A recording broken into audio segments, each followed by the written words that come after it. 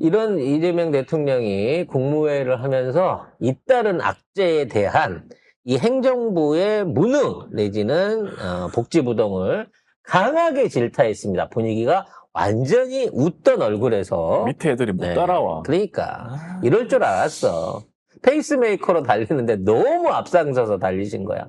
관련해서 첫 국무회의 분위기 변화를 뉴스에서도 확인할 수 있었습니다. 네, 이재명 대통령이 미국 뉴욕 출장을 다녀온 뒤 처음 열린 30일 국무회의에선 이 대통령의 웃음기가 사라졌다고 합니다. 모든 부처에 보안, 국민 안전 관련 시스템을 전부 점검해서 다음 국무회의까지 보고하라고 지시를 했고요.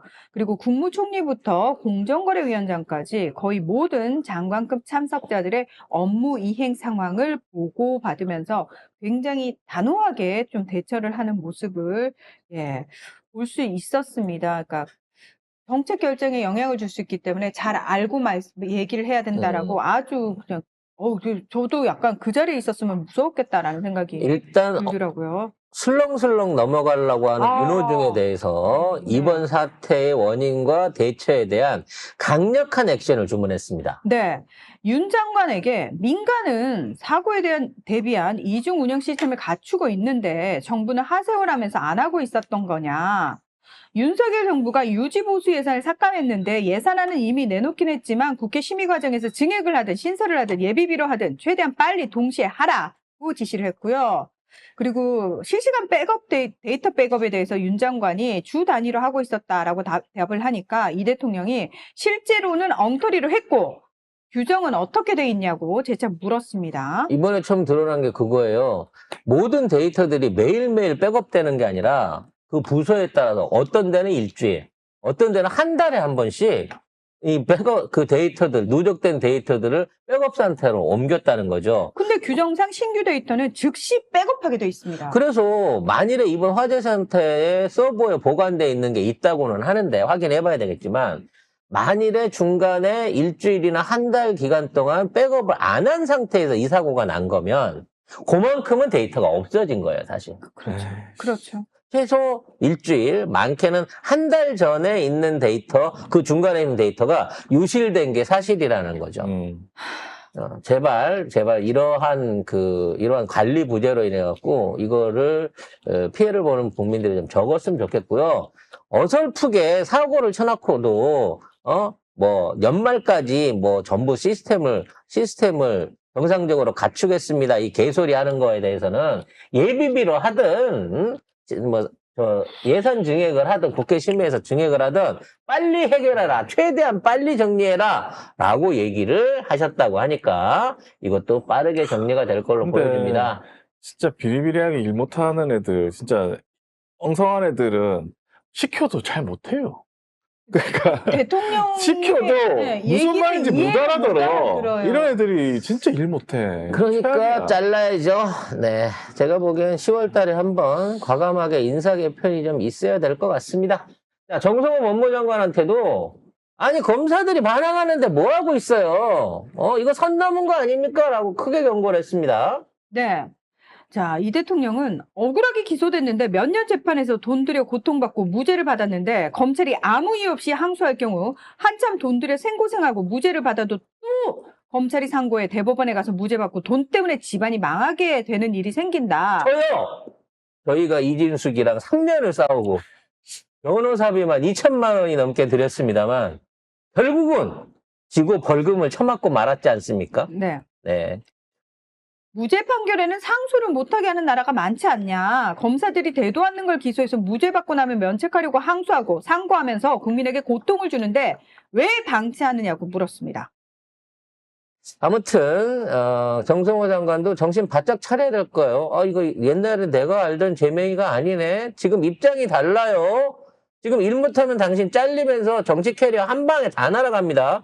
지금 정성호도 말을 못 알아들어. 김건희 특검 개기고 있는데 그거 애들 벌 줄 생각은 안 하고 징계할 생각은 안 하고 이문정 지검장 말 조심하라고 공식적으로 이따위 얘기를 하고 되게 한가하다는 생각했어요, 저는. 아니, 미친놈! 참아야지. 참어. 아니, 지금 잘하고 있는 임은정 지검장한테 얘기를 할 게 아니고 지금 국민들이 계속 부글부글 끓고 있잖아요. 귀를 닫았어? 귓밥 좀 파야겠네, 숟가락으로. 뭐. 귀를 열란 말이야. 국민들이 무슨 얘기를 하고 있는지 들으란 말이야. 일 좀 하란 말이야. 아니 도대체 이 본인이 가지고 있는 검사 징계권까지 쥐어줬잖아 지금. 검사 징계권도 있는데 안 할 거야 아마. 그럼 이거 관련해갖고 업무 못하겠다고, 복귀하겠다고 지랄하고 있는 이 파견 검사들 복귀시키고 징계해갖고 직무정지 6개월씩 때려버리란 말이야. 그 수사는 검찰 수사관 빌려서 검찰 수사관이 모자라면 경찰에서 유능한 수사 인력들 끌어오면 되잖아. 지금 인지수사 해야 될 단계가 아니에요. 이미 뭐뭐 파야 될지, 통일교 파야지, 마약 파야지, 그와 관련한 거, 국정농단 파야지, 매점, 여러 가지 해야 될 거 지금 큰 얼개는 다 나와 있잖아. 건진법사도 파야지. 이거 갖다가 조사할 수 있는 인력들을 풀으라고. 지금 백혜련 경장이 경찰에 맡겨달라고. 마약 내가 다 수사하겠다고 지금. 여기저기 돌아다니면서 얘기를 하고 있잖아. 너무 답답해요. 너무 답답해요. 미쳐버릴 그러니까 것 같아요. 이것들이 일부러 일을 대충 해가지고, 뭉개려고 하는 거야. 뭉개려고 하는 게 아닌가라는 생각이 자꾸 든다니까요. 관련해서 물가 부분도 지적을 하셨습니다. 왜 이렇게 식료품 물가가 많이 올라? 송 작가의 말 보니까 3년째 똑같은 가격으로 팔던데 왜 그렇게 안 되는 거야? 그런 말씀 안 라고 하셨습니다. 말씀을 안 하셨지만 이와 관련해서 누군가가 장난질 치는 놈이 있다. 여기에 개입해야 된다라는 말씀을 하셨습니다. 네. 이재명 대통령이 왜 식료품 물가만 이렇게 많이 오르나? 이는 정부의 기능에 문제가 발생했기 때문이라고 말씀을 하셨습니다. 그러니까 송미령 장관이 환율 문제로 수입 식료품 가격 올랐다 이렇게 얘기를 하니까 환율만으로 설명하기 어렵다. 정부가 작동하지 않은 측면이 강한 것 같다라고 이야기를 했습니다. 제가 늘 방송에서도 말씀드렸습니다. 정부의 입장 안에서 현재 농수산물 유통 과정에서 무리하게 높은 수수료와 마진들 70% 이상이 수수료와 유통 마진으로 소비되고 있는 이 구조부터 수입 식품들에 대한 무분별한 수입과 수입업자들의 폭리를 정부가 들어서 이거를 해줘야 되는데 이 폭리를 받는 애들이 대부분 대기업이란 말이에요. 그렇죠. 도매 시장에서 도매 낙찰을 받는 놈들도 가격을 결정하는 놈들도 대기업. 시장 안에서 마트라든지 이런 조직을 통해 가지고 지네들 이익을 위해서 설탕이 올랐으니까 과자값도 30% 올려야죠. 맞아요. 이런 식으로. 우유가 올랐으니까 그러면 빵값도 올라야죠. 이런 방식으로 지네들 지 멋대로 기준을 갖고 가격을 올리고 있는 유통 대기업들 같은 경우는 전혀 손을 안 댄단 말이야. 이 나라는. 그래서 공정거래위원장을 향해서 담합이 이루어지고 있을 가능성도 크다. 담합으로 가격을 올려서 과도한 이익을 취한 사례가 있느냐. 독과점 기업에 대한 강제 분할을 미국에서 많이 하는데 우리나라에도 관련 제도가 있나. 가격 조정 명령도 가능한가. 이런 질문들을 계속했습니다. 그러면서 불공정 행위를 하는 기업들이 고삐를 놔주면 담합, 독점을 하고 횡포를 부리고 폭리를 취한다. 조선시대 때도 매점 매석한 사람을 잡아 사형시키고 그랬다. 이런 문제를 통제하는 것이 정부다. 라고 얘기를 하셨습니다. 전 세계에서 가장 IT화가 잘 돼 있는 국가가 대한민국이에요. 그래서 예를 들어 이런 비단화를 산다고 치면 인터넷만 때려보면 쿠팡이 1,200원이고 뭐 네이버는 1,500원이고 어디 가면 싸고 어디 가면 비싼지 다 드러날 수 있을 정도로 모든 가격과 상품들의 수요와 그와 관련된 물량들이 통제되고 있는 국가가 대한민국입니다. 그러면 이거를 국가가 공영 플랫폼으로 중간에 유통업자 대기업들 다 날려버리고 농협은 못 믿겠고. 아무튼 소비자들, 생산자들을 보호할 수 있는 이런 인터넷 플랫폼 마당을 만들어갖고 적절한 마진만 붙인 다음에 소비자랑 직접 연결을 하면 파는 사람도 이득이고 중간에 유통하는 사람도 충분한 마진을 벌 수 있으며 소비자들도 싸게 살 수 있는 기회가 얼마든지 있단 말이에요. 이 조그마한 송작가래 마을도 그거를 3년, 4년째 실천하고 있잖아요. 근데 왜 대기업이, 왜 정부가 하려는 의지만 있으면 그걸 못하겠습니까?